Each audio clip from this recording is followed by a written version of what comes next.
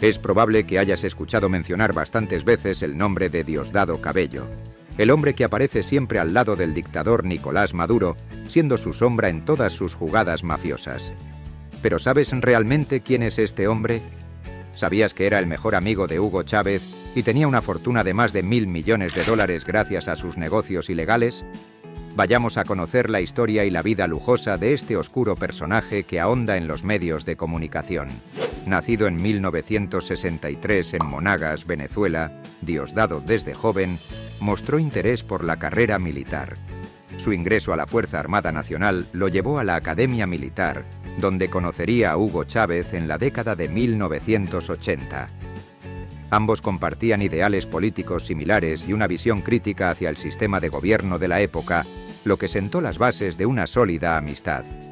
Fue durante los principios de los 90 cuando Venezuela enfrentaba una grave crisis económica, caracterizada por la inflación y el aumento del desempleo, al igual que en la actualidad, pero en el gobierno de Carlos Andrés Pérez. En la madrugada del 4 de febrero, Hugo Chávez y Diosdado Cabello, junto a otros oficiales, ejecutaron un plan para tomar varios puntos estratégicos en Caracas y otras ciudades. La intención era desestabilizar el gobierno de Pérez y tomar el control. A pesar de algunos éxitos iniciales, el levantamiento fracasó rápidamente. Las fuerzas leales al gobierno respondieron con fuerza y los rebeldes fueron rápidamente superados. Chávez fue arrestado, pero su discurso desde la prisión, donde asumió la responsabilidad del levantamiento, lo convirtió en un símbolo de resistencia. Diosdado Cabello también fue arrestado, pero al igual que Chávez, logró mantener su influencia en el movimiento revolucionario. En 1994, Cabello fue liberado junto a otros involucrados en el levantamiento, cuando el gobierno de Pérez decidió otorgar amnistía a los militares que habían participado en el intento de golpe. La liberación de Cabello marcó un punto de inflexión en su carrera. Tras salir de la cárcel, se unió a la campaña de Hugo Chávez, quien ya había comenzado a ganar apoyo popular y a forjar su camino hacia la presidencia. Una vez que Chávez ganó las elecciones en diciembre de 1998, Cabello se convirtió en un actor importante en la administración inicial. Su influencia creció y fue nombrado ministro de Obras Públicas y Vivienda. Su enorme fortuna empezó en este gobierno. Durante su tiempo como ministro de Infraestructura, fue señalado por favorecer a empresas vinculadas a su círculo cercano en la adjudicación de contratos. Uno de los hechos de corrupción más disruptivos del gobierno de Chávez fue el desvío de fondos de Petróleos de Venezuela S.A., la empresa estatal de Venezuela. El caso comenzó cuando entre 2007 y 2012, el expresidente del banco portugués Espírito Santo, Ricardo Salgado, fue acusado de pagar más de 100 millones de euros en sobornos a funcionarios venezolanos.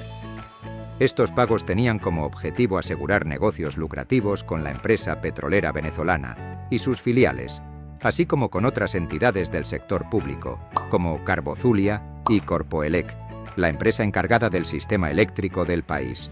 El 5 de marzo de 2013, Venezuela enfrentó un cambio drástico. Tras más de 14 años de liderazgo absoluto, Hugo Chávez falleció en La Habana, dejando un vacío que abriría la puerta a una intensa competencia por el poder. Entre ellos, Diosdado, quien había sido su segundo vicepresidente y había asumido la presidencia interinamente tras el intento de golpe militar en 2002. Con su trayectoria, se sentía el heredero natural del comandante. Sin embargo, había un obstáculo crucial: la desconfianza de Chávez hacia Cabello. El fallecido presidente había elegido a Nicolás Maduro como su delfín, nombrándolo vicepresidente y preparando su candidatura oficial. Maduro representaba una corriente de izquierda más moderada, mientras que Cabello pertenecía al ala radical de los militares. Esta diferencia de visiones se tradujo en una lucha por el poder. Cabello, pragmático y ambicioso, buscaba controlar los manejos turbios del gobierno. Maduro, con convicciones económicas, tenía un enfoque más ideológico. A pesar de los esfuerzos de Cabello por revertir la decisión, la mayoría del chavismo se inclinó a favor de respetar la voluntad de Chávez, optando por Maduro como su candidato oficial. Además que los Castro, quienes gobiernan Cuba desde hace muchísimo tiempo, ejercieron una fuerte influencia para que Nicolás Maduro sea el sucesor de Hugo Chávez. Diosdado no tuvo más remedio que aceptar el cargo de presidente de la Asamblea Nacional hasta el 2021. encargándose de la dirección del poder legislativo. Sin embargo, detrás de este señor hay múltiples acusaciones y negocios oscuros que están siendo destapados a nivel internacional. Estos negocios le han generado una fortuna según Pan Am Post, un medio crítico al régimen venezolano de entre 1.000 millones y 2.000 millones de dólares, basados en actos de corrupción y actividades ilícitas, como el narcotráfico y el desvío de fondos públicos. Oye, ¿te está gustando el video? No olvides de darle me gusta y suscribirte para nunca perderte las lujosas vidas de estos personajes. ¿Te preguntas cómo traduce Diosdado semejante fortuna? ¿Un jet privado de 20 millones de dólares te parece poco? Diosdado fue propietario de este jet hasta que fue incautado en Florida en 2018. Este fue adquirido en 2008 por Rafael Sarria a través de la empresa Averuca CA, pero que finalmente se descubrió que el verdadero propietario y beneficiario en la sombra de la aeronave era Diosdado Cabello. Además, durante el tiempo que Rafael Sarria estuvo a cargo de la compañía, adquirió muchas otras propiedades en Florida que también estaban registradas a su nombre. No obstante, la realidad es que estos bienes y activos estaban destinados a Cabello, pero no son solo aviones. Posee una gran flota de coches, como un Mercedes-Benz S-Class, una Toyota Land Cruiser, donde se lo ve frecuentemente, y hasta se lo ha visto manejando a pura velocidad en una Ferrari 458 Italia. Es probable que gran parte de su fortuna esté en manos de testaferros como Pedro Torres Ciliberto y Arné Chacón.